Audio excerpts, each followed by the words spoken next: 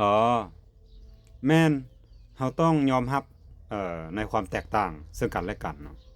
จึงพัฒนาเอ่ออยู่ร่วมกัน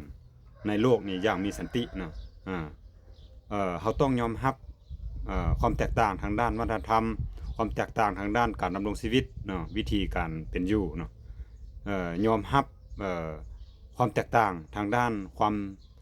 เชื่อเนาะศาสนาอะไรอื่นๆ ตอนค่อยไปเรียนอยู่ปักกิ่งปี2003ก็เช่นกันเนาะเออค่อยไปฮอดปุ๊บเนาะอาจารย์ก็จัดเพื่อนร่วมห้องมาให้เนาะเพราะว่าทางกฎของโรงเรียนให้นักศึกษาต่างประเทศนั้นอยู่ร่วมกัน2คนเนาะต่อห้องพอดีเพื่อนร่วมห้องของค่อยเนาะเป็นคนเยเมนเนาะเอ่อ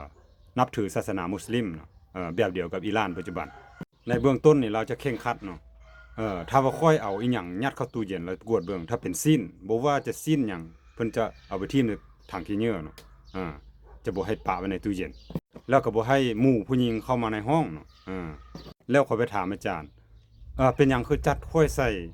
อยู่ร่วมกับเราอาจารย์บอกว่าเจ้าเป็นคนลาวนะจะอยู่ร่วมกับอันเขาเจ้าได้